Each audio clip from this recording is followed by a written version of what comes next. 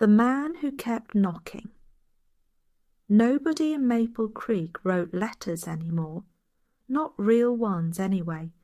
The old mailboxes nailed beside cracked porches still opened every morning out of habit, but most days they carried nothing heavier than grocery flyers, unpaid bills, or advertisements for pharmacies 2 counties away. The town had slowly stopped speaking to itself years ago. People still waved from a distance, still nodded at church on Sundays, but words, the kind people once folded carefully into envelopes, had become ghosts. Walter Green noticed that long before anyone else did. The first cold morning of October arrived wrapped in fog, thick enough to blur the railroad tracks behind Main Street. Maple Creek looked half asleep beneath the pale grey sky. The old movie theatre stood dark beside Miller's Hardware, its faded marquee still advertising a film that had stopped showing sometime during the Clinton administration. Wind pushed dead leaves across the empty sidewalks like restless animals. Walter parked his dented postal truck behind the post office at 6:15 sharp, same as every morning for the past 37 years.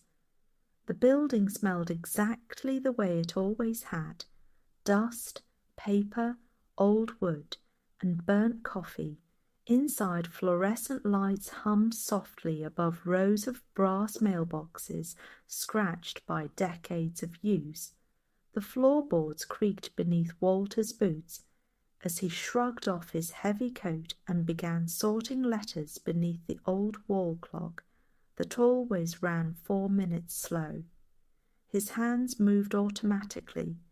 Bills to Cedar Lane, a hunting magazine for Earl Watkins, medicine for Mrs. Barlow, postcards nobody cared about. The pile grew smaller every year. Walter adjusted his glasses and rubbed his thumb against the edge of a faded envelope. He still liked the feeling of real paper, real handwriting. It reminded him of his wife, Helen. Helen had written letters for everything: birthday notes, shopping reminders, tiny messages folded into his lunchbox. Even after 30 years of marriage, she still left him handwritten notes beside the coffee maker. "Miss you already. Drive safe today. Don't forget your scarf, Walter." Some mornings he could still hear her voice when he opened the kitchen drawers. Outside, the wind rattled the windows. Martha at the front counter coughed into a napkin while balancing her reading glasses low on her nose. 7 pieces for Route 9, she muttered. Used to be 70. Walter gave a tired smile. Town's running out of things to say. She looked at him for a second longer than usual. Neither of them laughed. By 7 o'clock, he was back inside the truck, engine rumbling weakly against the cold. The heater barely worked anymore. Walter drove slowly through Maple Creek, while old country music crackled softly through the radio. Most storefronts along Main Street sat empty now. The bakery had closed 3 winters ago. The barber shop only opened Thursdays. The diner survived mostly on coffee refills and memory. Still, people waited for Walter. Old Mrs. Hargrove stood behind her lace curtains every morning at exactly 7:20. Eddie Brewer, the war veteran at the gas station, always nodded once from beneath the hood of whatever rusted truck he was fixing. And Eleanor Whitmore, the retired school teacher who lived in the blue house near Willow Road, still checked her mailbox, wearing the same knitted cardigan no matter the weather. For some people, Walter realized, The mail wasn't really about letters anymore. It was about knowing someone would still come. At the edge of town, he stopped beside the railroad crossing and watched a freight train howl through the fog. The sound echoed across empty fields and abandoned warehouses. Maple Creek used to feel bigger when trains still stopped here. Now they only pass through, just like everybody else. Walter sighed and reached for the final bundle of envelopes beside him. That was when he noticed it. One envelope, cream-coloured, no return address, no postage mark. His name written across the front in neat, unfamiliar handwriting. Walter Green, nothing else. For a long moment he simply stared at it while the train disappeared into the grey distance. Then, slowly, he turned the envelope over and felt his stomach tighten, because sealed beneath the flap was a symbol he hadn't seen in over 40 years, a small blue flower, the kind Helen used to draw on every letter she wrote him. The house on Willow Road always smelled like rain and old books, even in summer. Walter noticed it the moment Eleanor Whitmore opened the door that Thursday morning, cardigan wrapped tightly around her thin shoulders, while cold October wind stirred dead leaves across her porch. "You're late today," she said softly. Walter glanced at his watch. "By 3 minutes." "Well," Eleanor replied, stepping aside carefully. "At our age, 3 minutes matters." The corners of Walter's mouth lifted slightly. That was Eleanor, sharp even at 76. Her house looked exactly the same as it had 20 years earlier, when Maple Creek children still rode bicycles down Willow Road after school. Shelves lined every wall from floor to ceiling, overflowing with faded novels, dictionaries, photo albums, and stacks of yellowing papers tied neatly with ribbon. Dust floated lazily through pale morning light. An old clock ticked somewhere deeper inside the house. Walter handed her 2 envelopes and a grocery flyer. "Nothing exciting today." Eleanor adjusted her glasses and sorted through the mail slowly. Most mornings she barely glanced at the envelopes before setting them aside beside untouched piles from previous weeks. But this time she froze. Walter noticed immediately. Her fingers trembled slightly against a cream-coloured envelope. No return address, no stamp. Just her name, written carefully in faded blue ink. Eleanor Whitmore. The room suddenly felt quieter. Walter watched the colour drain from her face. "Eleanor." She didn't answer at first. Instead, she sat down slowly beside the window, staring at the envelope like it might disappear if she blinked too hard. Outside, wind rattled dry branches against the porch railing. Finally, she whispered, "Oh my God." Walter stepped closer. "You all right?" Eleanor swallowed hard before opening the envelope with shaking fingers. The paper inside looked old, fragile, folded many times. Walter turned away politely toward the bookshelf where dozens of student photographs sat framed between worn novels. Smiling children, graduation portraits, football teams from decades ago. Entire lives Eleanor had watched grow up and leave. She used to write in blue ink, Eleanor murmured suddenly. Walter looked back. "Who?" Eleanor's eyes never left the letter. "Clara." The name seemed to pull something ancient into the room. Walter remembered it vaguely. Clara Bennett, Eleanor's closest friend back in the 70s. People used to say they were inseparable until Clara suddenly moved away after senior year. Nobody heard much after that. Walter shifted awkwardly. I didn't know you two still kept in touch. We didn't. Her voice cracked slightly. That's the problem. Silence settled heavily between them. From the kitchen came the faint smell of cinnamon tea. Somewhere upstairs, pipes groaned softly. The old house sounded tired, lonely. Eleanor carefully unfolded the second page. A tear slid down her cheek before she could stop it. Walter had delivered mail to this house for nearly 4 decades. He had seen report cards, funeral notices, hospital bills, Christmas cards, but he had never seen Eleanor Whitmore cry. She wrote this in 1981. Eleanor whispered. Walter frowned. What? Eleanor handed him the envelope carefully, as though it might break apart in his hands. The postmark was barely visible beneath the fading ink.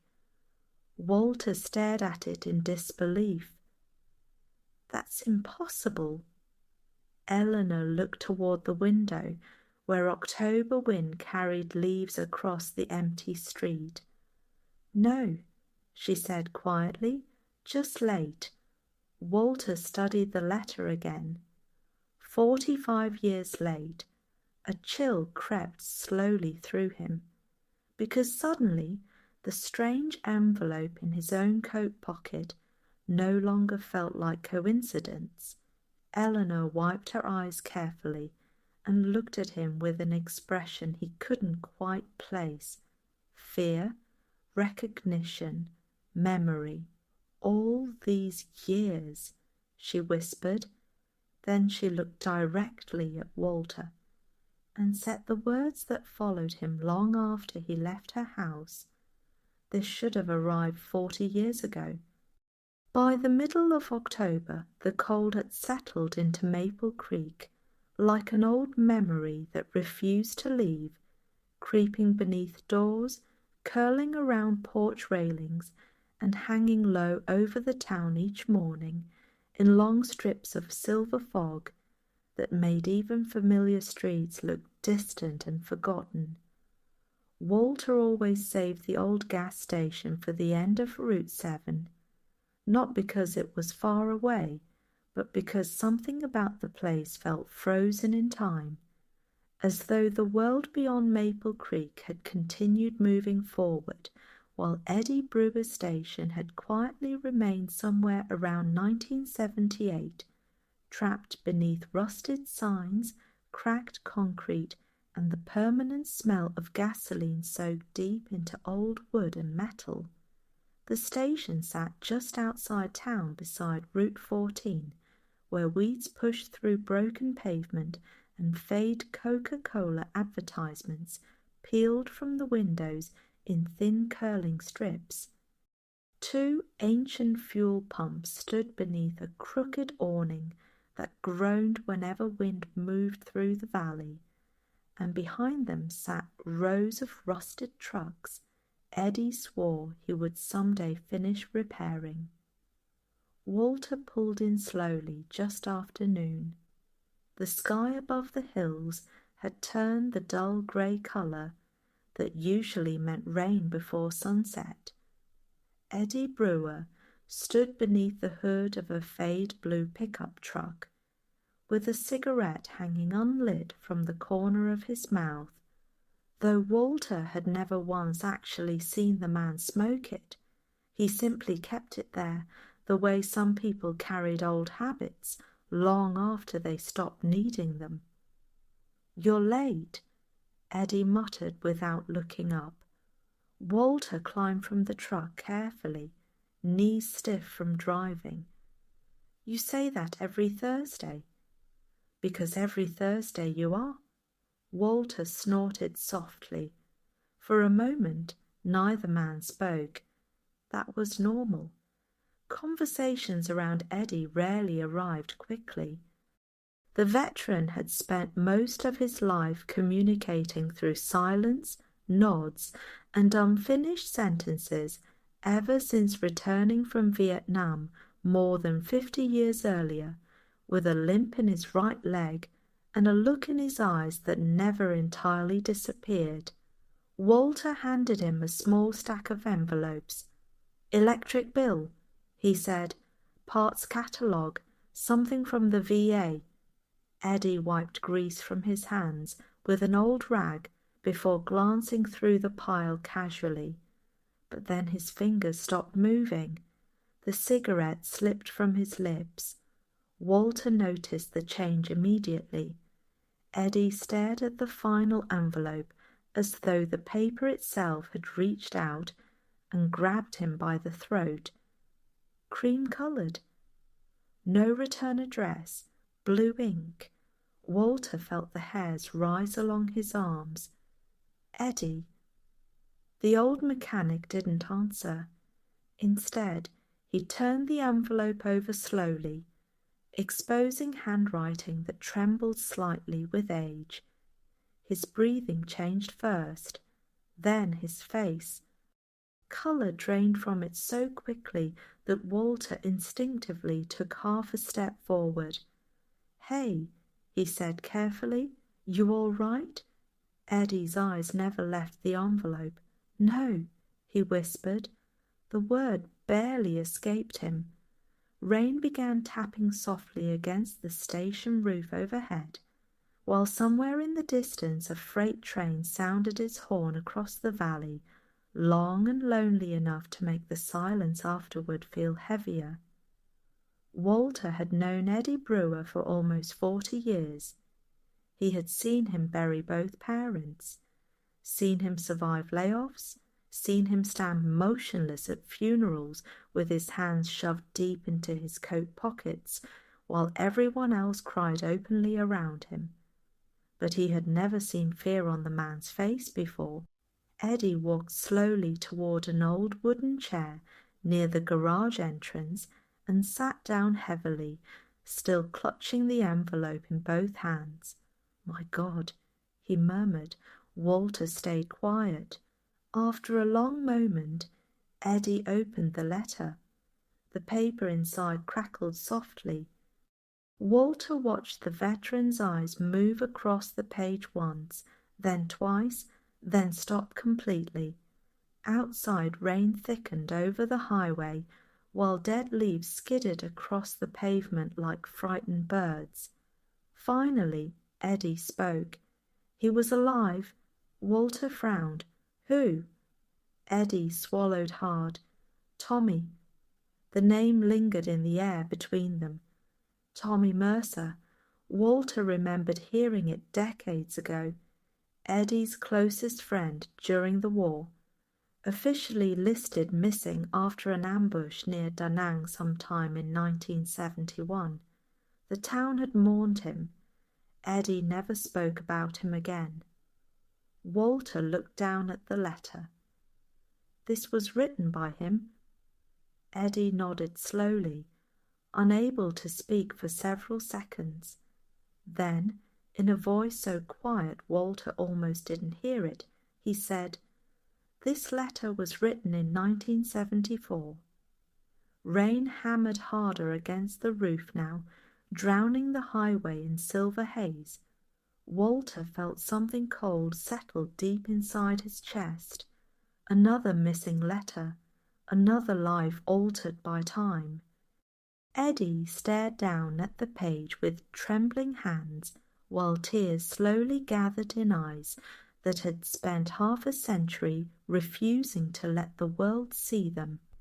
And then finally the old mechanic broke. Not loudly, not dramatically, just quietly, like a man collapsing inward after carrying the same weight for far too long. Every teenager in Maple Creek eventually learned the same thing. The railroad tracks only look beautiful when you still believe they could take you somewhere better. By 16, Lucy Palmer hated almost everything about the town. She hated the silence that settled over Main Street after 6 in the evening, hated the old men drinking coffee inside Rosie's diner while talking about football games that happened 30 years ago, hated the boarded-up stores downtown, and most of all, hated the way adults in Maple Creek spoke about leaving town as though it was some kind of betrayal instead of survival. On Friday afternoons, after school, let out beneath flickering hallway lights, and the tired voice of Principal Hargrove crackled through outdated intercom speakers, Lucy would walk alone toward the abandoned railway crossing near the edge of town, where rusted tracks disappeared westward beneath dying trees and telephone poles leaning crookedly against the wind. That afternoon, the sky hung low and dark above Maple Creek, swollen with rain clouds heavy enough to swallow the hills whole. Walter spotted her from the mail truck while turning onto Mercer Street. Same army green jacket, same headphones around her neck, same distant expression she always wore lately. For a brief second, she reminded him painfully of his son Daniel at that age, restless, angry, carrying dreams too large for a town already shrinking beneath the weight of time. Walter parked near the crossing. Lucy noticed him immediately and sighed. "If this is another speech about appreciating small-town life," she said before he even spoke, "I'm really not in the mood." Walter leaned against the truck door. "Wasn't planning one. That'd be a first."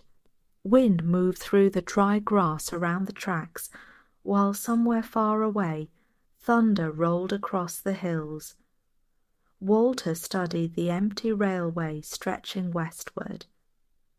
"You know," he said eventually, "when I was your age, I used to sit here too." Lucy looked genuinely surprised. "You? Hard to believe, huh? You don't exactly seem like the rebellious type." Walter smiled faintly. "That's because you missed the 70s. For the first time all week, Lucy laughed, only a little, but enough. The old mailman reached into his coat pocket and handed her a small envelope.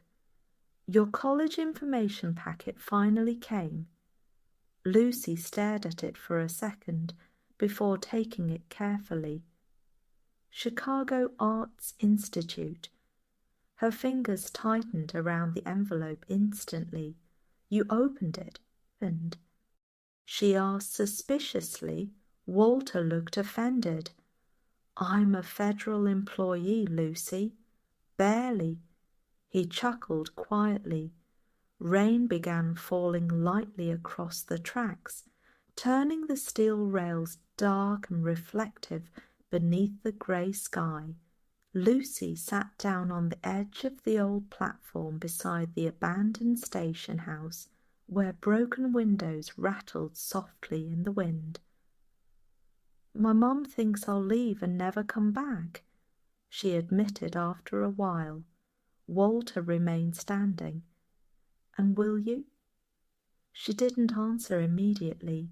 Instead, she stared toward the distant hills where fog slowly swallowed the tracks, one section at a time. "I don't know," she whispered finally. I can't end up stuck here." Walter understood that feeling better than she realized. For years after Helen died, he had considered leaving Maple Creek himself, starting over somewhere warmer, somewhere bigger, somewhere that didn't remind him of every version of his life he had already lost. But grief, he'd learned, travelled lighter than memory, and memory followed everywhere. The rain thickened steadily now, drumming softly against the truck roof, while Lucy turned the college envelope over in her lap. That was when she noticed the loose board beneath the old station bench. "Wait," she muttered. Walter frowned. Lucy crouched beside the platform and pulled carefully at the warped wooden plank until it shifted loose with a dry cracking sound, releasing a cloud of dust and dead leaves into the damp air. Hidden beneath the bench sat a small tin box covered in rust. Walter stepped closer slowly. Lucy opened it carefully. Inside were dozens of old envelopes tied together with faded blue ribbon. Every single one yellowed with age, every single one unopened, and written across the top envelope in careful blue handwriting were the words, "Return to sender." The storm arrived over Maple Creek sometime after midnight, rolling across the hills with slow deliberate thunder that rattled old windows, shook loose dead branches, and filled the empty streets with cold October rain that seemed determined to wash whatever remained of summer completely out of the town. Walter barely slept.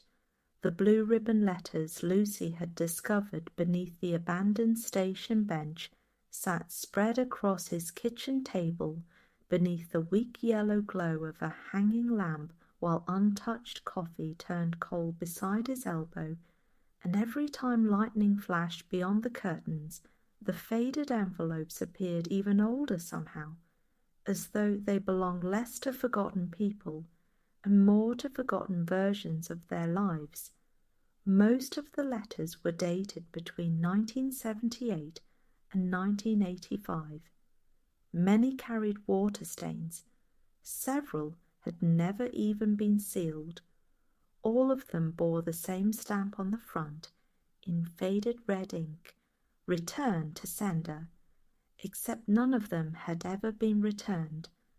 Walter leaned back heavily in his chair while rain tapped against the roof overhead, and old country music crackled softly from the radio near the sink, barely audible beneath the storm.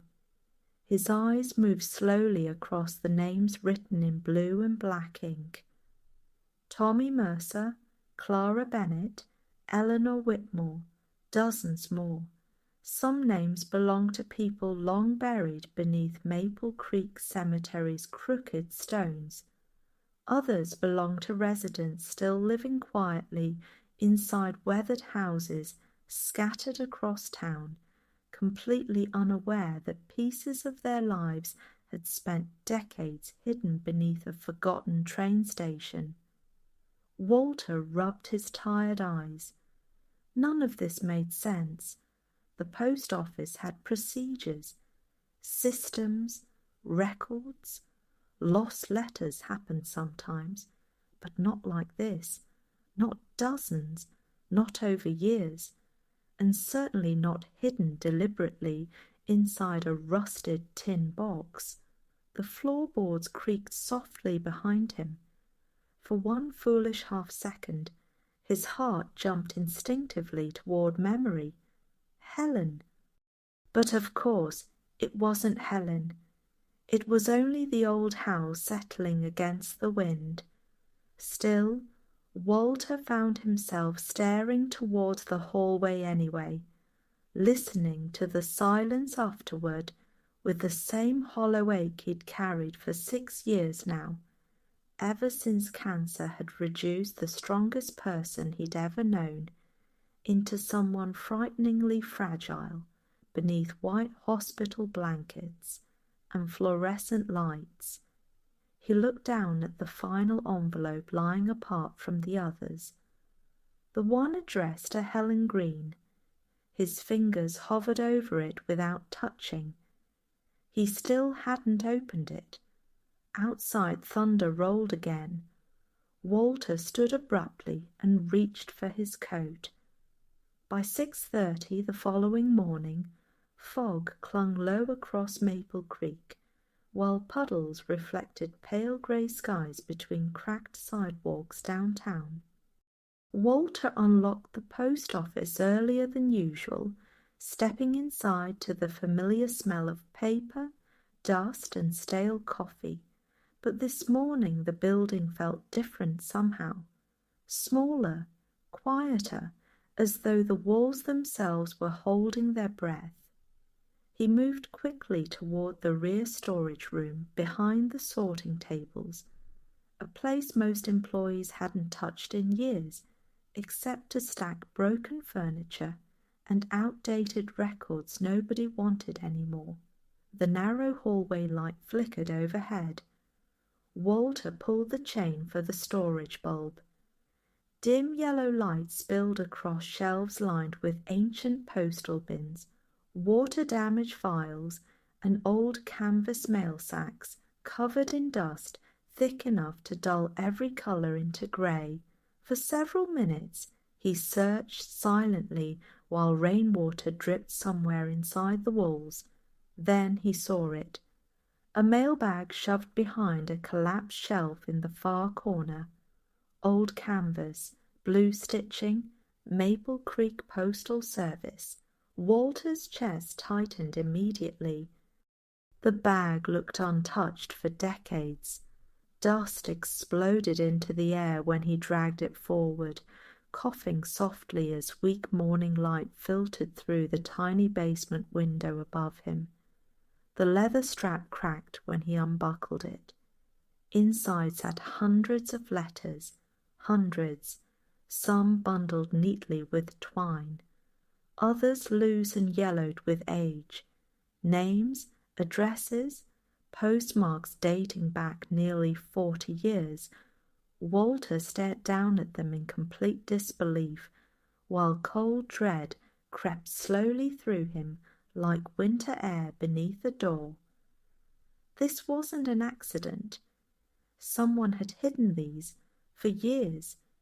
His hands trembled as he reached deeper into the bag, then suddenly stopped, because near the bottom sat another cream-coloured envelope, his wife's name written carefully across the front, Helen Green, and beneath it, in faded blue ink, 3 words that made Walter's blood run cold.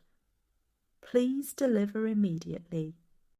By early November, winter had begun pressing itself slowly against Maple Creek from every direction, covering the hills in dull silver frost each morning, while smoke curled from old chimneys above narrow streets that looked emptier with every passing week, and at night the town seemed to disappear almost entirely beneath darkness, except for a handful of glowing windows scattered like lonely lanterns across the valley.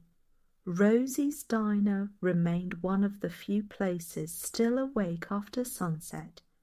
The little restaurant sat on the corner of Main and Birch, beneath a flickering neon sign missing the second letter O, so that most evenings the building glowed softly against the snowless cold, like Rosie's Diner and CFFE, which somehow made the place feel even sadder and more familiar at the same time.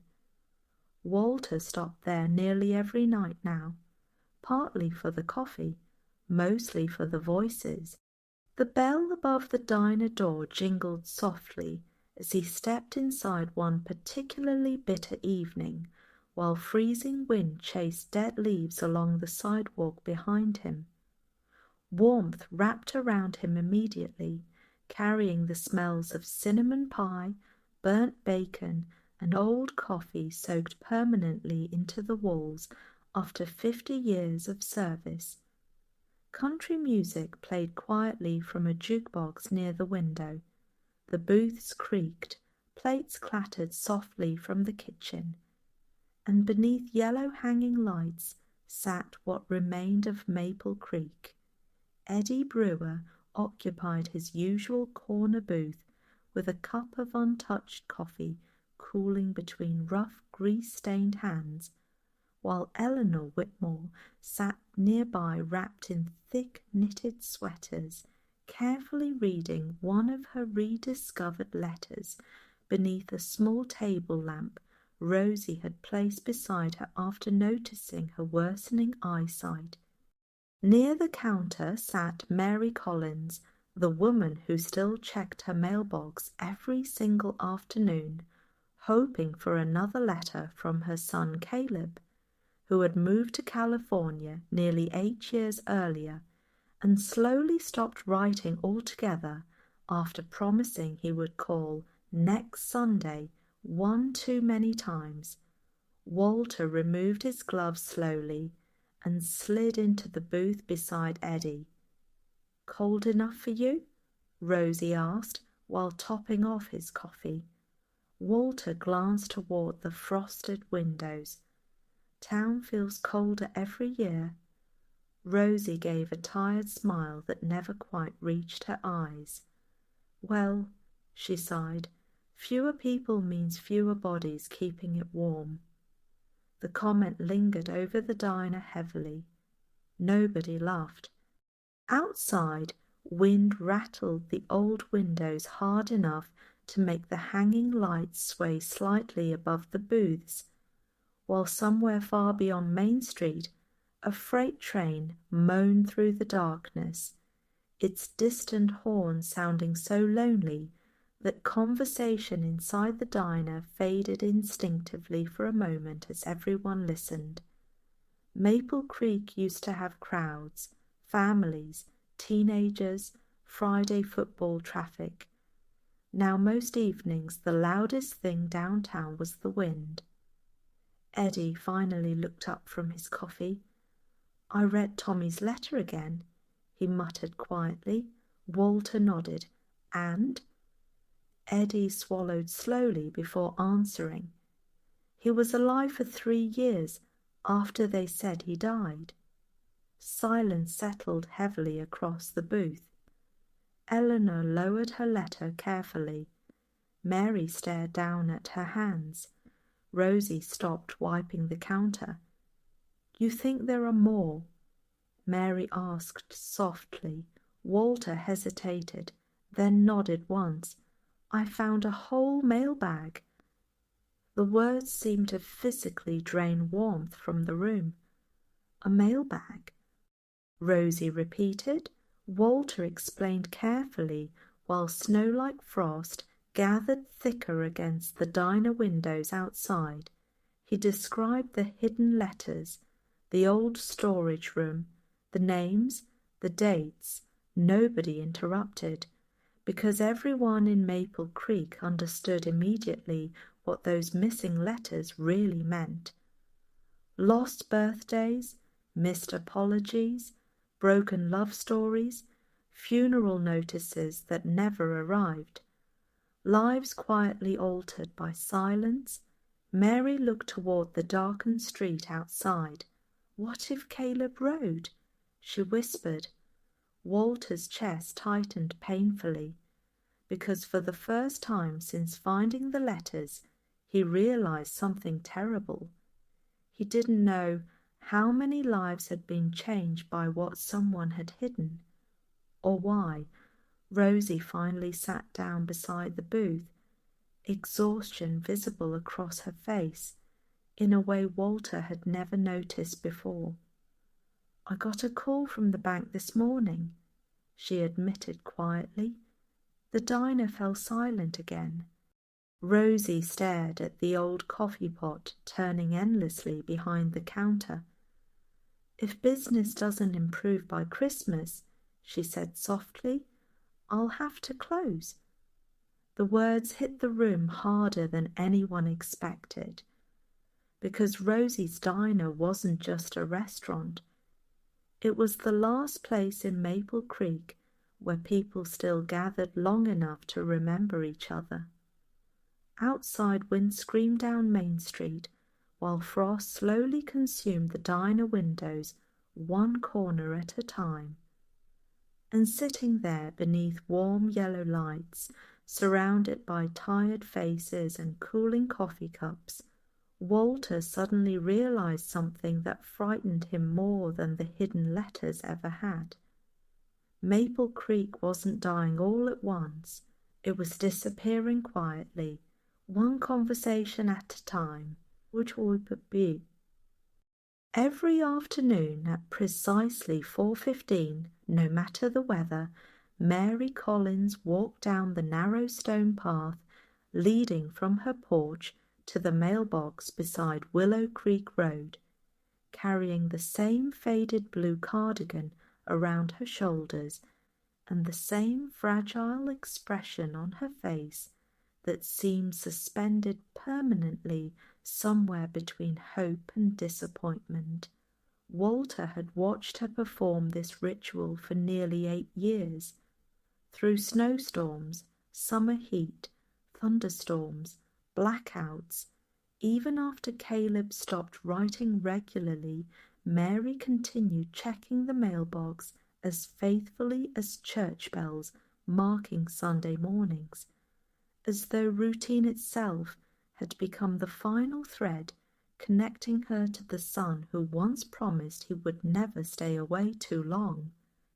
That Thursday afternoon, freezing rain drifted lazily across Maple Creek, beneath a sky so pale and heavy it seemed to press downward against rooftops and telephone wires alike, turning the entire town into something muted and colourless, except for the warm yellow glow spilling from house windows as evening slowly approached. Walter parked beside Mary's house longer than usual. Her mailbox stood open already, empty again. Mary noticed him climbing from the truck and forced a smile immediately, though sadness still lingered visibly beneath it, like exhaustion no longer worth hiding. "Afternoon, Walter." "Afternoon, Mary." She glanced automatically toward the stack of envelopes beneath his arm before quickly pretending she hadn't. Walter hated that part most, the tiny flicker of hope people tried disguising. "No letter today?" she asked lightly, almost playfully, as though the answer didn't matter. Walter hesitated half a second too long, and she noticed. Mothers always noticed. The rain tapped softly against the truck roof, while cold wind stirred dead leaves along the roadside ditch beside them. Mary folded her arms tightly. "You found something, didn't you?" Walter looked toward the grey hills behind town. For several moments he considered lying. It would have been easier. Kinder, maybe, but the hidden mailbag had changed something inside him. Every unopened envelope now felt like a wound left untreated too long. "I found old letters," he admitted quietly, "dozens of them." Mary's expression tightened immediately. "From Caleb?" "I don't know yet." But even as he said it, Walter already suspected the truth. That evening he sat alone inside the post office basement, surrounded by decades of forgotten mail, while weak fluorescent lights buzzed overhead and icy rain rattled softly against the narrow windows near the ceiling, making the room feel less like storage and more like some forgotten graveyard built entirely from paper and silence. The letters were sorted roughly by year. Walter worked slowly through each stack, while old radiators hissed unevenly against the cold. Then finally he found it. Caleb Collins. The envelope looked newer than most. California return address, 3 years old.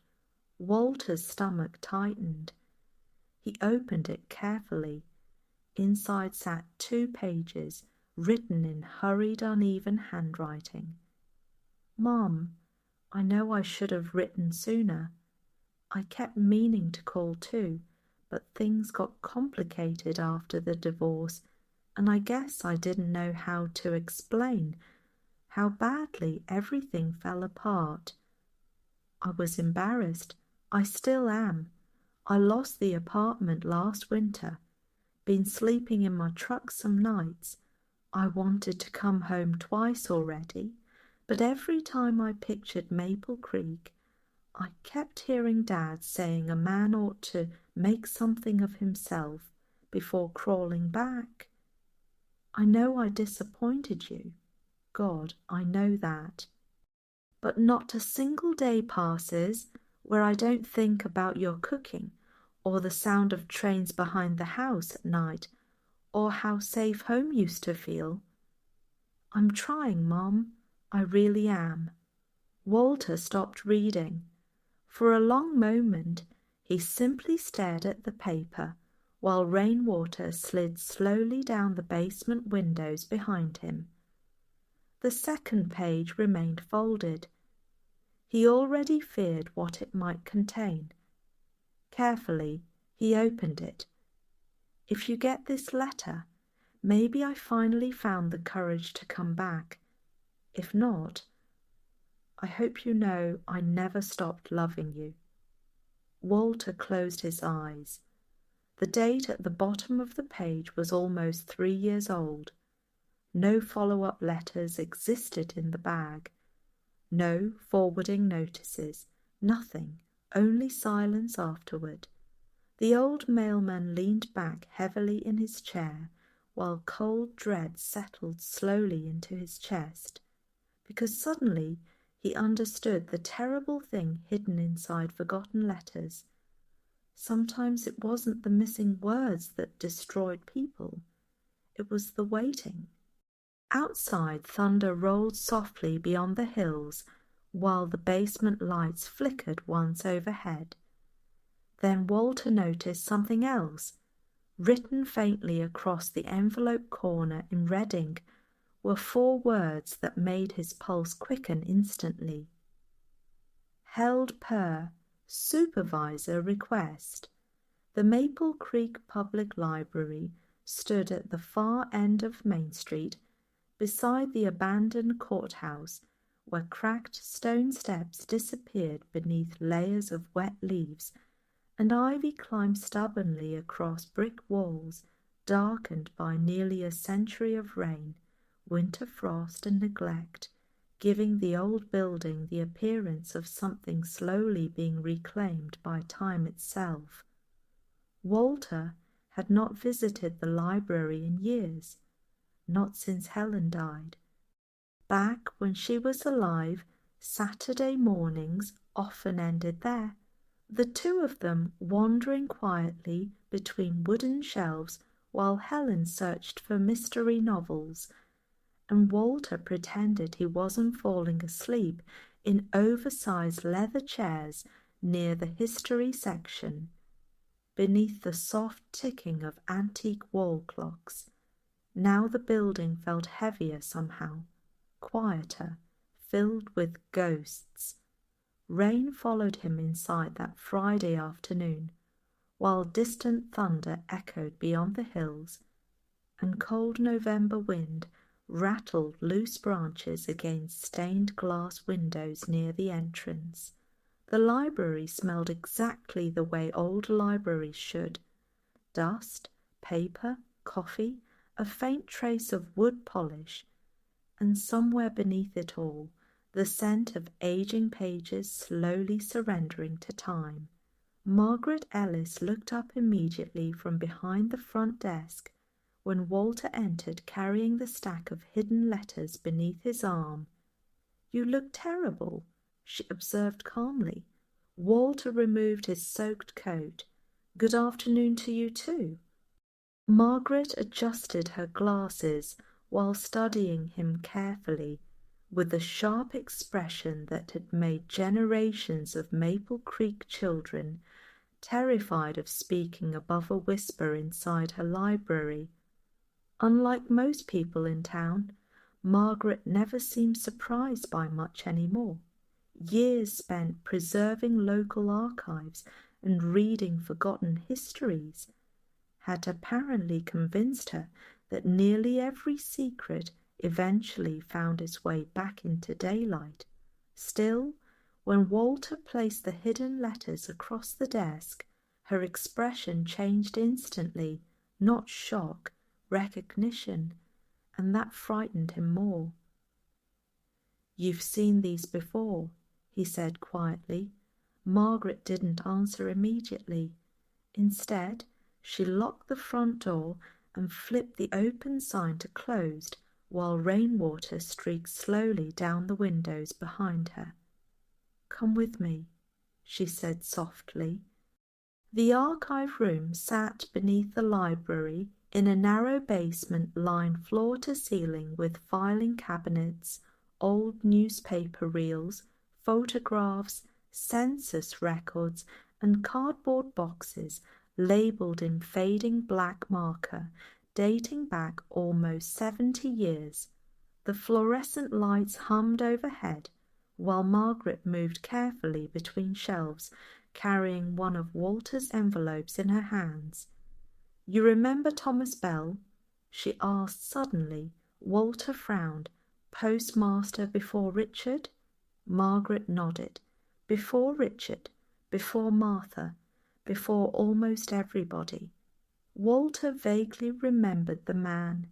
Quiet, formal, always wore grey suits no matter the weather.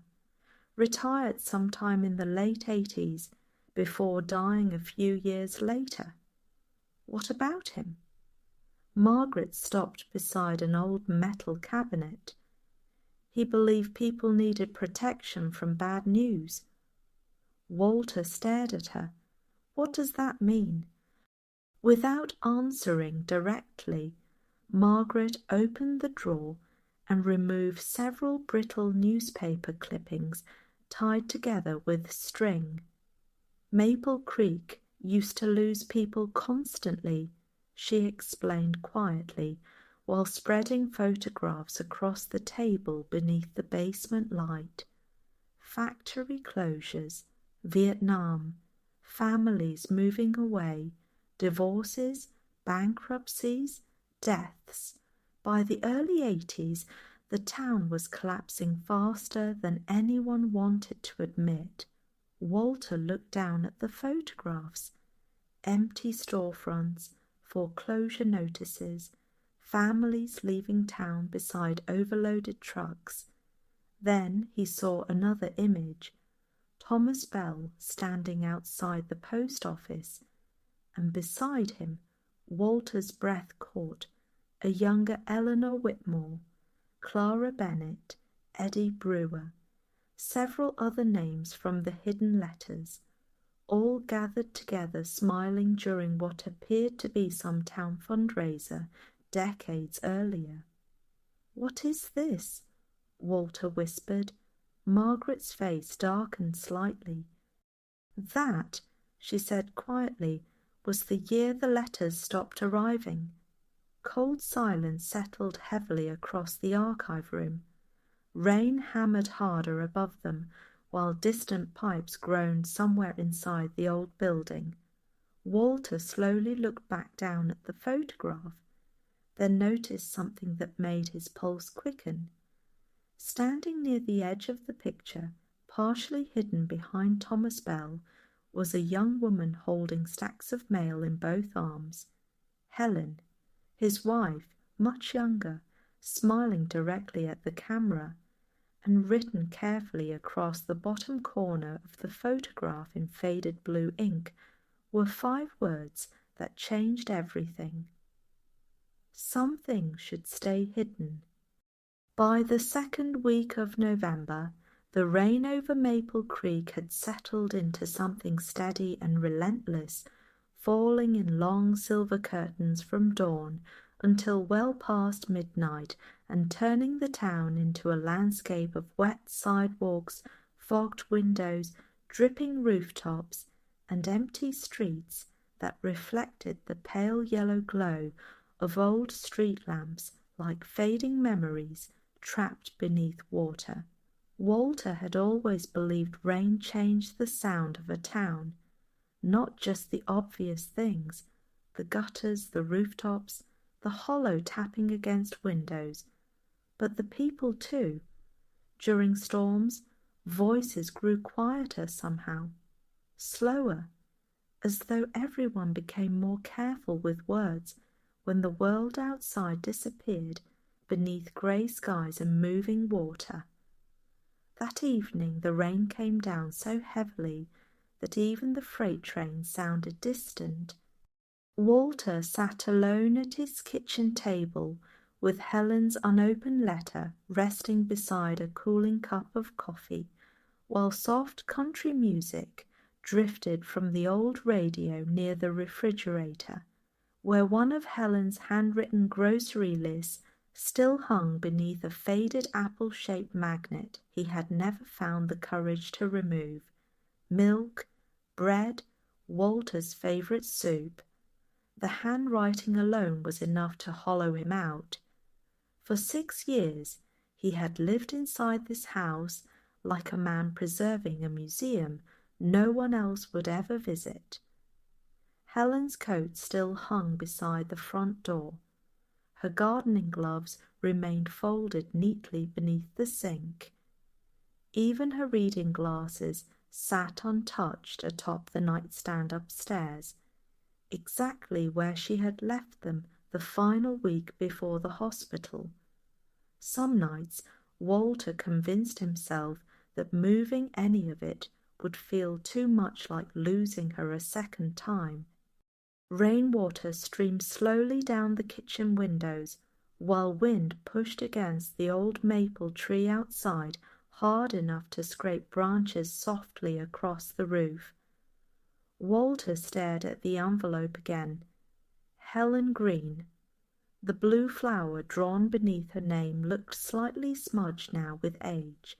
He reached for it, stopped, then finally opened it before he could lose his nerve again. Inside sat 3 pages folded carefully together. The paper smelled faintly of dust and lavender. His chest tightened instantly. That smell belonged to Helen. Walter, if this letter found its way to you, then something must have finally decided it had kept enough secrets. I imagine you're angry already. You always did hate mysteries. A faint laugh escaped him before fading almost immediately into silence. Outside, thunder rolled softly beyond the hills. Walter continued reading slowly while rain hammered the roof overhead. There are things about Maple Creek you never knew, even after all these years delivering mail through every street in town. Thomas Bell believed he was protecting people by hiding certain letters, the painful ones, the dangerous ones, the ones he thought would destroy already fragile lives. At first, some of us believed him. Walter sat perfectly still now. Some of us. The words struck him harder than the storm outside. Helen had known, maybe even helped. His eyes moved faster down the page. But hidden truths don't disappear, Walter. They only grow heavier with time, and eventually someone always ends up carrying the weight. Walter lowered the letter slowly. Rain filled the silence around him. For a long moment he could hear only the ticking kitchen clock and the distant rumble of another train somewhere beyond town. Then came a knock at the front door. 3 slow knocks. Walter folded the letter quickly and stood. When he opened the door, Lucy Palmer stood beneath the porch light, soaked nearly through her jacket, while rainwater dripped from her hair and shoulders onto the old wooden boards beneath her boots. "You okay?" Walter asked immediately. Lucy looked shaken. Not frightened exactly, disturbed. "I found something else," she said breathlessly. Walter frowned. Where? The old theatre. Cold wind swept rain across the porch between them, while lightning flashed faintly behind the hills. Lucy swallowed hard. There are boxes hidden backstage, she whispered, full of photographs. Walter felt his stomach tighten. What kind of photographs? Lucy looked directly at him. The kind somebody didn't want anyone seeing, and somewhere far down Main Street, buried beneath rain and darkness, the old church bell suddenly rang once on its own. The first snow of the season arrived earlier than expected, drifting quietly over Maple Creek during the night and covering the town beneath a thin, uneven blanket of white that softened broken sidewalks, buried dead leaves, and settled silently across abandoned rooftops, as though winter itself were trying to hide how much of the town had already fallen apart. Walter noticed the for sale sign first. It stood crooked in front of the old Palmer house 2 streets over from the diner, half covered in snow, while freezing wind pushed against it hard enough to make it creak softly back and forth beneath grey morning skies. Another family leaving, another porch going dark. By 8 o'clock, Main Street looked almost deserted except for tire tracks cutting through fresh snow and smoke drifting lazily from a few remaining chimneys.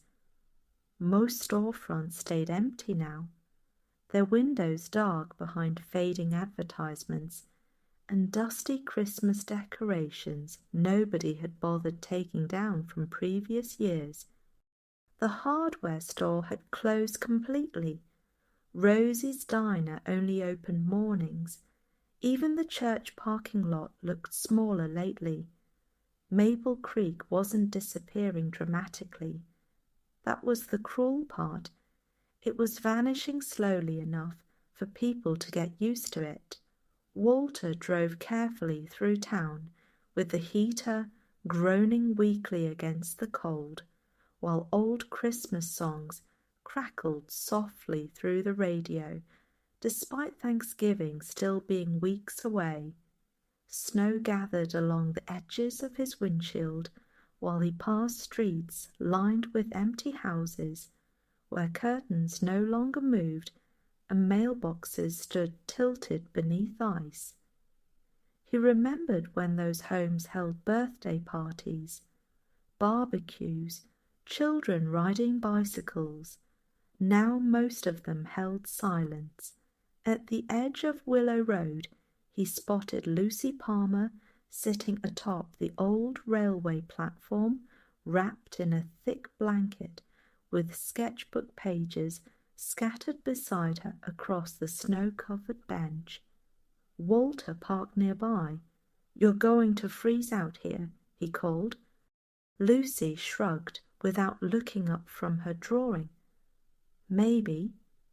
Walter climbed the platform carefully while snowflakes drifted lazily through the air around them. "What are you drawing?" Lucy hesitated before handing him the sketchbook. Walter stared quietly at the page. She had drawn Maple Creek, but not the dying version everyone saw now. Instead, she had sketched children outside the theatre, crowded sidewalks, glowing diner windows, train passengers stepping onto the platform, couples carrying groceries, lights inside houses that had long since gone dark. The town as it used to be, or maybe as it deserved to be remembered. "You made it look alive," Walter said softly. Lucy finally looked at him. "Maybe it still is."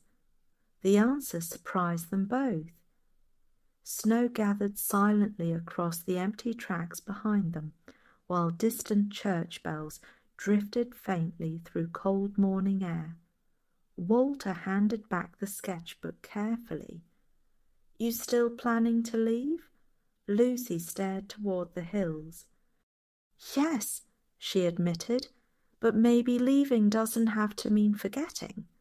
Walter felt something ache quietly inside his chest at the words, because suddenly he understood the difference. The people who hurt Maple Creek most weren't the ones who left. They were the ones who stopped caring after they did.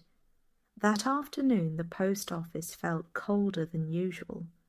Martha stood near the sorting tables, holding an official-looking envelope with pale fingers while fluorescent lights buzzed overhead and snow tapped softly against the windows behind her. Her expression alone told Walter everything before she spoke. No, he said quietly.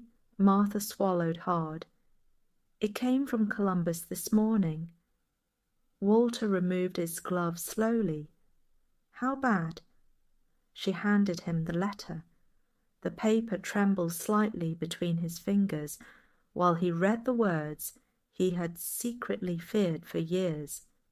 Due to continued operational decline and reduced regional demand, the Maple Creek branch is being reviewed for permanent closure effective January 15th.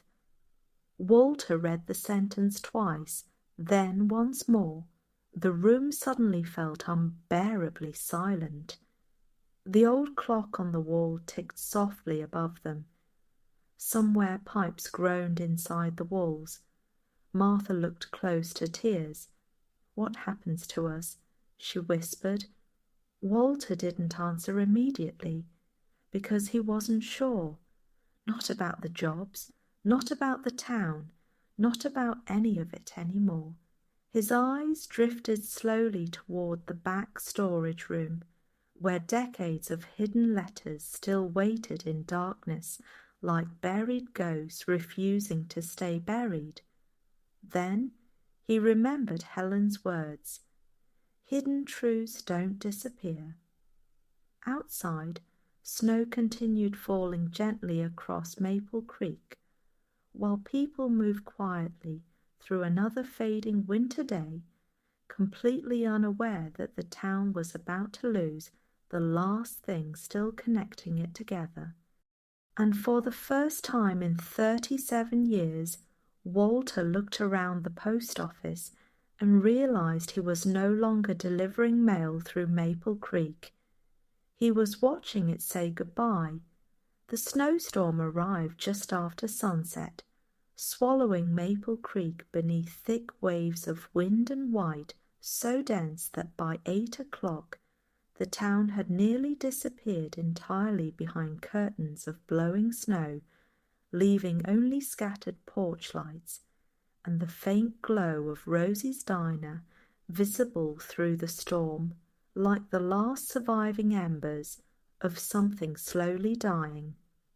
Inside the diner, warmth gathered heavily against the windows, while coffee steamed beneath hanging yellow lights, and old country music drifted softly through the nearly empty room, though nobody seemed to be listening to it any more.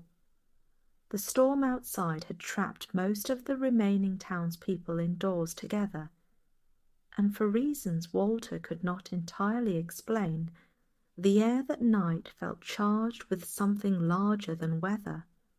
Maybe grief, maybe memory, maybe truth, finally growing too heavy to keep carrying alone. Rosie moved quietly between tables, refilling cups no one finished, while snow hammered against the glass hard enough to blur Main Street into nothing but shifting white shadows beyond the windows. Eddie Brewer sat near the counter, turning Tommy Mercer's letter over repeatedly between rough weathered fingers, and Eleanor Whitmore remained wrapped in layers of wool beside the radiator, with Clara Bennett's 40-year-old letter resting carefully inside her lap, like something fragile enough to stop breathing if held incorrectly. Walter sat silently near the front window, staring into his untouched coffee, while Helen's words echoed endlessly through his mind. Some of us believed him. The diner door burst open suddenly beneath a howl of freezing wind. Lucy Palmer stepped inside, covered in snow from head to boots, while clutching a cardboard box tightly against her chest. "I found more," she said breathlessly. Every head turned toward her immediately. Walter stood. "More what?" Lucy placed the box carefully onto the nearest table. Photographs, dozens of them. Old photographs from the abandoned theatre basement, town dances, church events, graduations, post office gatherings, picnics by the lake, frozen moments from lives. Maple Creek had almost forgotten belonged to it, but one photograph in particular silenced the entire diner.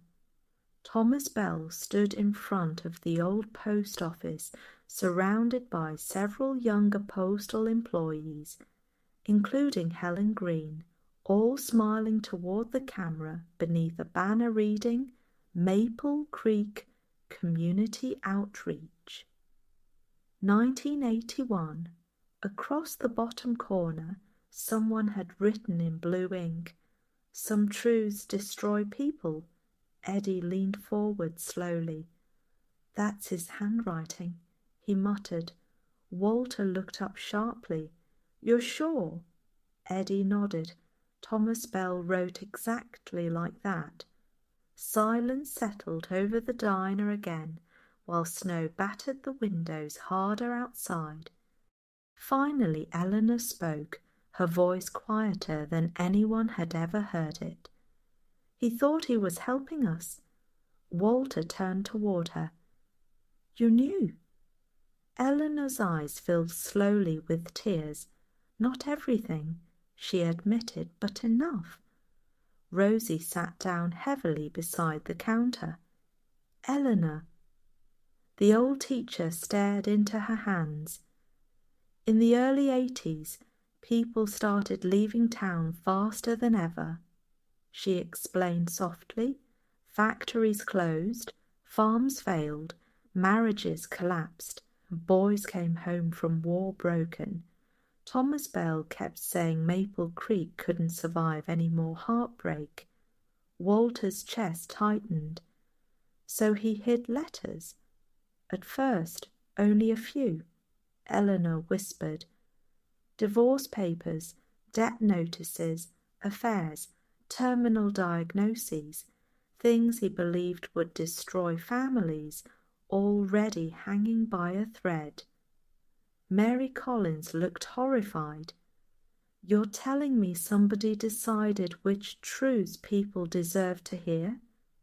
Eleanor lowered her head. "Yes." The storm outside groaned violently against the building while the lights flickered once overhead. Walter felt anger rise slowly through him. Not loud anger, but the exhausted kind that settles deep in the bones after years of quiet damage finally reveals itself all at once. "My wife knew," he said suddenly. The diner went silent. Walter reached slowly into his coat pocket and placed Helen's letter onto the table. "She helped him." Rosie covered her mouth softly. "No." Walter nodded once. "She wrote that they believed they were protecting people." Eddie stood abruptly and walked toward the frosted windows, shoulders tense beneath years of unspoken regret. "Tommy was alive," he muttered. 3 extra years I thought he was dead." Mary's eyes filled instantly. My son might have written dozens of times. The room felt unbearably heavy now. Every hidden letter had become a missing version of someone's life. Lost apologies, lost forgiveness, lost love. Walter stared at Helen's handwriting while grief twisted painfully through him again, because for the first time since her death, he realized there were parts of her he had never truly known. Then Eleanor spoke again. "There's something else." Everyone looked toward her. Her hands trembled violently now. "Thomas Bell didn't act alone," she whispered.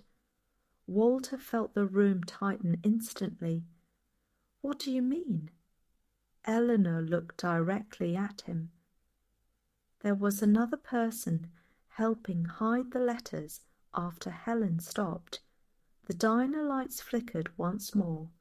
Outside, wind screamed down Main Street, and before anyone could speak again, the entire town suddenly went dark. When the power failed across Maple Creek, silence arrived with it. Not ordinary silence, but the deep, unsettling kind that settles over small towns during winter storms when electric hums vanish, porch lights disappear, and the world beyond frosted windows seems to dissolve completely into darkness and snow, leaving only candlelight, memory, and the sound of wind moving through empty streets. Walter barely slept that night. By dawn, the storm had weakened, but the town remained buried beneath nearly a foot of snow, while pale grey morning light stretched weakly across rooftops and frozen sidewalks like exhaustion settling over something old and wounded. The official closure notice arrived 2 days later. January 15th, final operating date for the Maple Creek Post Office. Walter read the letter standing alone beside the sorting tables while fluorescent lights buzzed faintly overhead and snowmelt dripped steadily from the edge of his coat onto the worn wooden floorboards beneath him. 37 years gone in a single paragraph.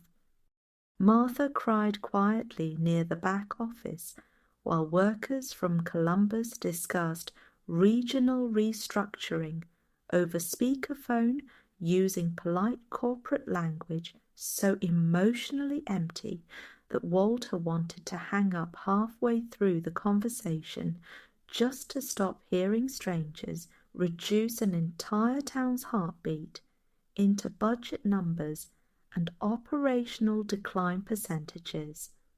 Outside, Maple Creek continued moving carefully through winter. Rosie's diner shortened its hours again. The church cancelled Wednesday service because the heating system failed. 2 more houses on Birch Street emptied before Christmas decorations even came down, and every morning Walter still drove his route. Only now people waited differently, longer, more quietly, as though everyone already understood something important was ending, and none of them knew how to stop it. 3 days before Christmas, Walter began what he privately knew would become his final full delivery route through Maple Creek. Snow covered the roads in uneven grey slush, while smoke curled from chimneys beneath low winter skies, and old Christmas lights blinked weakly across porches, where elderly residents stood watching him arrive with expressions that felt dangerously close to goodbye. At Eleanor Whitmore's house, he delivered a small stack of letters tied carefully with ribbon. She smiled sadly when she opened the door. "People are writing again," she whispered. Walter looked down at the envelopes. Real handwriting, real stamps, real effort. For the first time in years, Maple Creek residents had started sending letters to one another after hearing about the hidden mailbags. Some apologized, some reconnected, Some simply wrote because they suddenly feared running out of time to say things properly. Eleanor touched Walter's arm gently. "You reminded them," she said softly. "Of what?" "That silence costs more than honesty." The words followed him all afternoon. At the gas station, Eddie handed Walter a sealed envelope addressed to Tommy Mercer's sister in Ohio. 40 years late, he muttered, but maybe not too late. At Rosie's diner, Mary Collins sat beside the window, holding a new letter in trembling hands. Caleb had finally called. He was coming home after New Year's. Walter nearly cried right there beside the coffee machine. By evening, snow had begun falling again in soft, slow waves, while Christmas lights reflected across frozen streets, and the old mail truck moved quietly through neighborhoods. Walter could probably navigate blindfolded after nearly 4 decades of memorizing every porch step, every barking dog, every family name, every life. The final stop waited at the edge of town near the abandoned railway station. Lucy Palmer stood beside the platform sketching snowfall beneath the weak glow of a street lamp. "You really leaving after graduation?" Walter asked gently. Lucy smiled faintly without looking up. "Yeah," she admitted, "but I think I'll come back someday." Walter nodded slowly. "That matters more than you think." The old mailman reached into his bag carefully. One envelope remained inside, cream-coloured, no stamp, no return address. Lucy frowned. "What's that?" Walter stared at it silently for several seconds before answering. "I'm not sure yet," because written across the front in faded blue ink were 7 words that stopped his breath completely. For the man who kept delivering them. Christmas arrived quietly in Maple Creek that year, not with celebration or crowded storefronts or children racing through snowy streets, the way Walter remembered from decades earlier, but with soft falling snow, distant church bells, and the kind of stillness that only settles over towns where almost everyone has already learned how fragile happiness can become. The envelope remained unopened for 2 full days. Walter carried it everywhere, from the post office to Rosie's diner, back home beside the lake.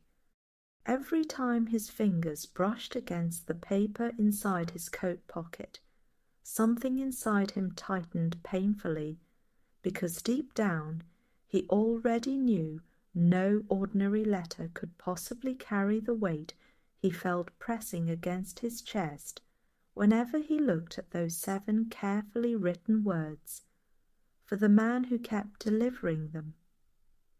On Christmas Eve, snow drifted slowly across Maple Creek, beneath a dark blue sky, while warm lights glowed behind frosted windows and smoke curled gently upward from old chimneys into the freezing night air. Walter sat alone on the small wooden dock behind his house, wrapped in his winter coat, while the frozen lake stretched silent and silver before him beneath the moonlight. Helen had loved this place. During summers they used to sit there together long after sunset, listening to crickets and distant trains, while Helen talked endlessly about books, people, memories, and dreams Walter rarely understood fully until much later, often after she had already fallen asleep beside him with her head against his shoulder. Now only silence sat beside him. Walter finally opened the envelope. Inside rested a single folded letter. The handwriting stopped him immediately. Helen. His hands began trembling before he even read the first line. Walter, if you're reading this, then I imagine Maple Creek has finally started uncovering the things we buried all those years ago. And before you hate me too much, please understand this first. I never stopped loving you. Walter closed his eyes. Snow drifted softly across the frozen lake while the old dock creaked quietly beneath him. When Thomas Bell first began hiding letters, most of us believed we were helping people survive. Maple Creek was collapsing back then. Families were breaking apart. Farms disappeared overnight. Men returned from war carrying pain they didn't know how to speak about. Thomas believed certain truths would finish destroying what little hope the town still had left. At first I believed him too. Walter swallowed hard. His breath fogged faintly in the freezing air. But then the letters kept growing, and the silence kept spreading. Eventually, people stopped speaking honestly altogether because they no longer trusted life to deliver difficult truths fairly. And Walter, that was the real damage, not the hidden letters, the loneliness they created afterward. A tear slid slowly down Walter's face before freezing against the cold. I wanted to tell you everything many times, but I was ashamed that I helped hide pieces of people's lives, ashamed that I became part of something that stole years from innocent hearts, and most of all, ashamed because you spent your entire life doing the opposite, delivering people back to each other. Walter lowered the letter briefly, while grief crashed through him with such force he had to grip the edge of the dock simply to steady himself. Somewhere beyond the hills, a train horn echoed through the night. Helen's final lines blurred through tears. The truth is, Maple Creek survived because of people like you, not people like us. You kept showing up at doors long after everyone else stopped trying. You reminded lonely people they still mattered. And if this town has any chance left at all, it will happen because somebody continued knocking.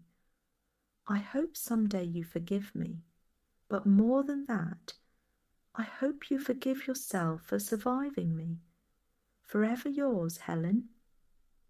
Walter sat motionless for a very long time, while snow covered the dock around him in thin layers of white, and cold wind moved softly across the frozen lake. For 6 years, grief had felt like carrying a locked room inside himself. Now, for the first time since Helen died, something inside that room finally opened. Not completely, but enough for light to enter. And there beside the frozen lake on Christmas Eve, with tears freezing against his weathered face and Helen's letter trembling in his hands, Walter Green finally allowed himself to miss his wife without feeling guilty for still being alive afterward. Something strange began happening in Maple Creek after Christmas, not suddenly, not dramatically, but quietly, in the same patient way winter mornings slowly brighten before anyone notices the darkness has started retreating. Letters returned first, real letters. Handwritten envelopes began appearing inside the post office bins again, carrying messy cursive, Christmas cards, apologies, recipes, photographs, invitations, and small, ordinary messages people suddenly seemed terrified of leaving unsaid. Some residents wrote to children they had not spoken to in years. Others mailed old photographs back to distant relatives with notes scribbled across the back saying things like, "Thought you should have this," Or, I didn't know how to say it before. Walter noticed the difference immediately. The sorting tables looked fuller, the brass mailboxes clanged open more often, people lingered longer at the counter, and for the first time in years, Maple Creek sounded less silent. One snowy afternoon in early January, Walter walked into Rosie's diner, expecting half-empty booths and tired faces, only to stop in genuine surprise near the entrance. The place was crowded, not crowded the way city restaurants were crowded, but crowded by Maple Creek standards, which meant every booth held conversation and steam rose warmly above dozens of coffee cups, while old country music played loud enough to compete with laughter for the first time in ages. Rosie herself looked 10 years younger behind the counter. "What happened in here?" Walter asked. Rosie grinned while pouring coffee. "Turns out people still like talking to each other." Near the window, Eddie Brewer sat helping Lucy Palmer repair one of the old theatre photographs, while Mary Collins showed recent pictures Caleb had mailed from California before his return home next week.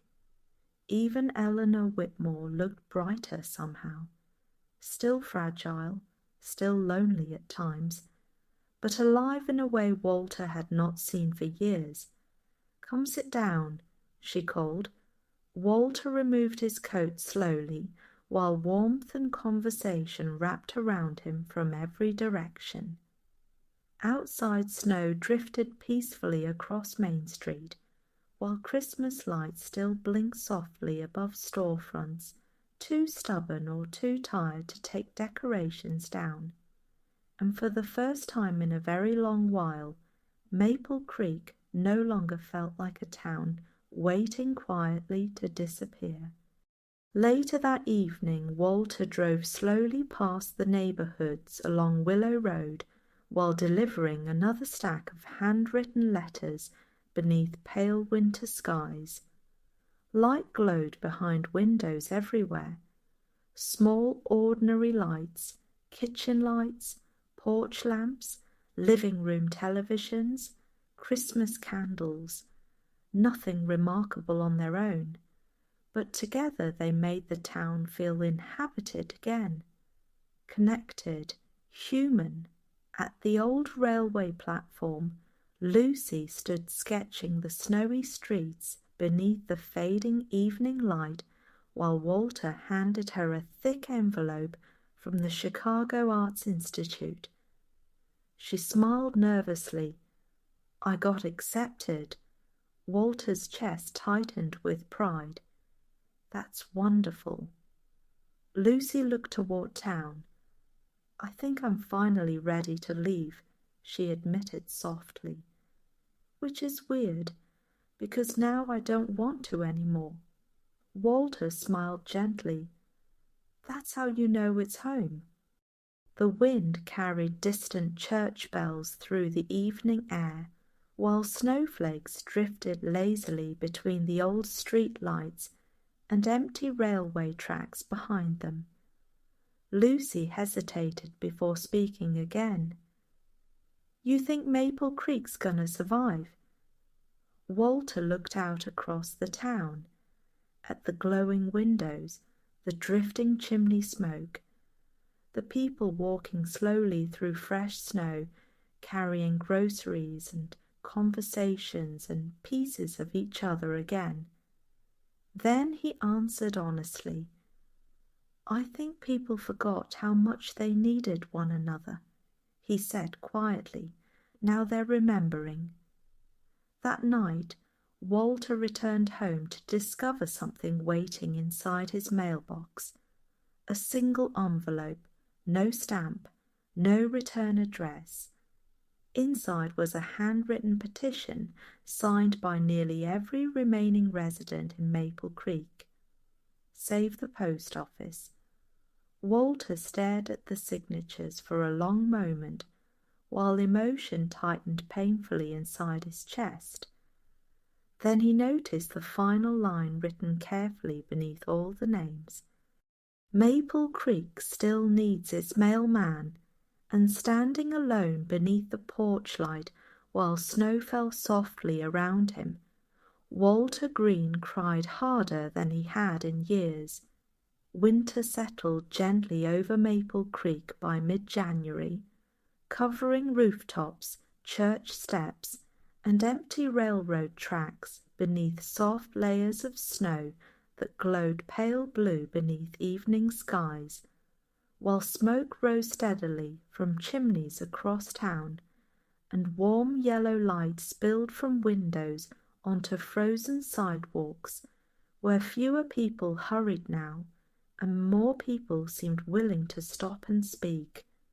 The post office officially closed on January 15th, at least according to Columbus, according to paperwork, according to people sitting in distant offices who had never stood inside Rosie's diner during a snowstorm, or listened to lonely residents wait for footsteps on their porches each afternoon, or watched an aging mailman spend 37 years quietly reminding forgotten people they still mattered.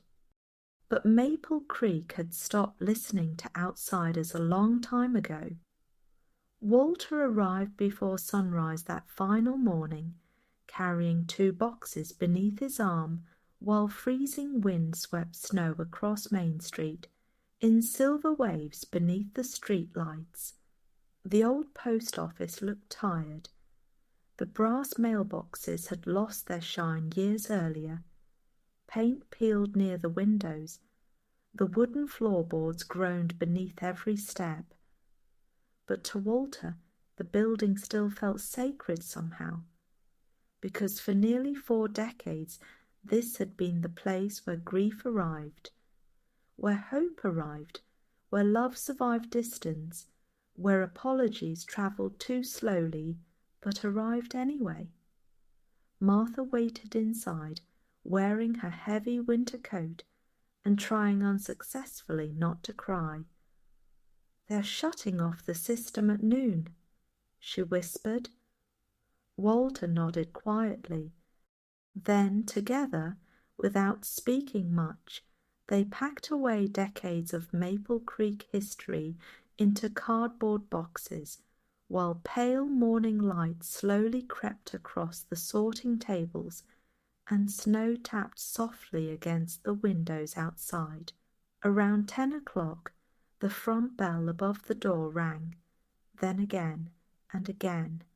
Walter looked up in surprise. People filled the doorway. Rosie, Eleanor, Eddie, Mary Collins, Lucy Palmer, families, children, farmers, retired couples. Dozens of residents crowded inside carrying thermoses of coffee, handwritten letters, photographs, pies, and boxes of old Christmas decorations, while snow blew through the open doorway behind them. For a moment Walter simply stared speechlessly. Then Rosie smiled. "You didn't think we'd let you close alone, did you?" The room filled slowly with warmth and conversation, while old neighbours reunited beside the brass mailboxes, and children listened wide-eyed to stories about how Maple Creek once looked when trains still stopped downtown and Main Street stayed crowded after dark. Lucy hung photographs from the abandoned theatre along the walls. Eddie repaired the broken open sign near the entrance. Mary passed around homemade cinnamon rolls, while Caleb, finally home at last, helped Martha carry boxes into storage. And standing in the middle of it all, Walter suddenly realized something extraordinary. The post office had never truly been about mail. It had been about presence, about showing up, about reminding people they belong somewhere. Outside, evening arrived slowly over Maple Creek, while snow continued falling in soft, quiet waves beneath glowing street lights. At 6 o'clock, after everyone finally drifted home through the winter cold, Walter locked the post office doors one final time. Or at least he thought he did, because the next morning, just after sunrise, someone knocked on his front door. Walter opened it to find a little girl standing on the porch, holding an envelope addressed in crooked handwriting. "Mamma says the mailbox downtown's closed," she explained shyly, "but she said maybe you still know where this goes." Walter looked down at the envelope, then toward Main Street beyond the snowfall. For a long moment he said nothing. Finally, slowly, the old mailman smiled. "Yeah," he whispered gently, "I think I do." That afternoon Walter walked through Maple Creek beneath falling snow with a canvas mailbag slung once more across his shoulder, while smoke drifted above rooftops and warm light glowed behind windows all across town. People waved from porches. Neighbors stopped talking to one another long enough to greet him. And for the first time in many years, the town no longer felt like a place disappearing quietly into memory. It felt alive. Because sometimes survival has very little to do with money or buildings or official decisions made far away by strangers who never learn the names of the people affected by them. Sometimes survival begins much smaller than that. With a knock at the door, a handwritten letter, a shared cup of coffee, a light left glowing in the window, and somewhere beneath the soft snowfall of another Maple Creek evening, while distant train horns echoed gently through the valley, and Walter Green continued walking from house to house, carrying pieces of people back to one another, the town remembered something it had almost forgotten completely. Sometimes a place survives not because everybody stays, but because someone keeps knocking on the doors.